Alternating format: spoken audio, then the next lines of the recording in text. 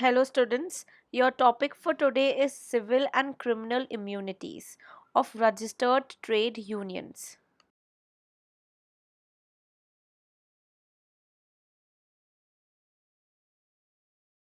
So, criminal conspiracy in trade unions, disputes.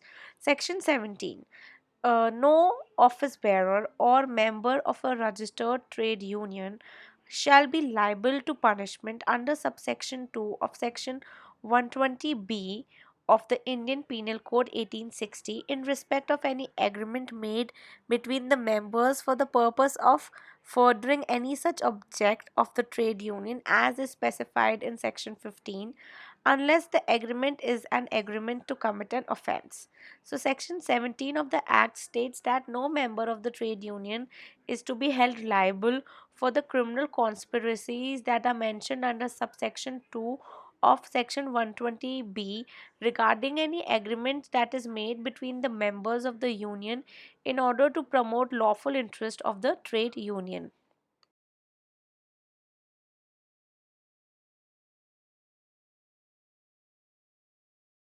Immunity from civil suit in certain cases.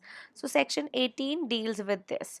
It reads as no suit or other legal proceeding shall be maintainable in any civil court against any registered trade union or any office bearer or member thereof in respect of any act done in contemplation or furtherance of a trade dispute to which a member of the trade union is a party on the ground only that such act induces some other person to break a contract of employment or that it is interference with the trade, business, or employment of some other person or with the right of some other person to dispose of his capital or of his labor as he wills.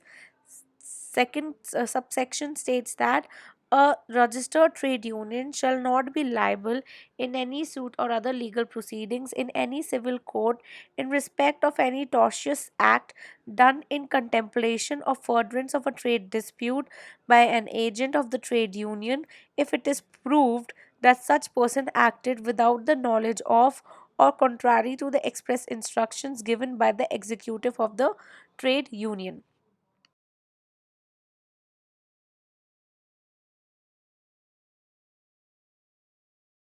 So, Section 18 of the Act immunes the member of a trade union from a civil or tortious liability arising out of any act done in furtherance or contemplation of any trade disputes. For example, in general, a person is subject to tortious liability for inducing any person to a breach of duty, but the trade unions and its members are immune from such liabilities provided such inducement is in contemplation or furtherance of any trade disputes.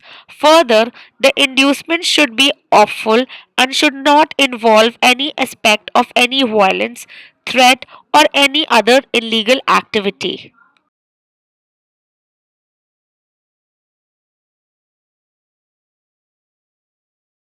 Enforceability of agreements. Section 19 deals with the enforceability of agreements.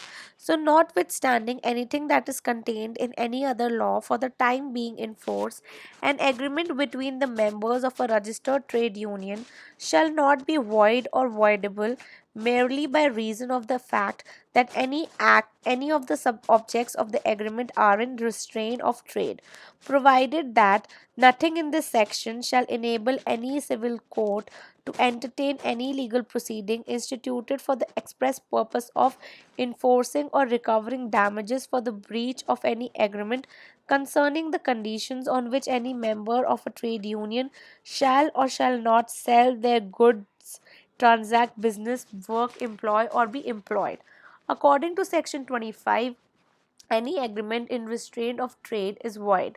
But under Section 19 of the Trade Union Act 1926, any agreement between the members of a registered trade union is restraint of trade activities is neither void nor voidable. However, such right is available only with the registered trade unions, as the unregistered trade unions have to follow the general contract law.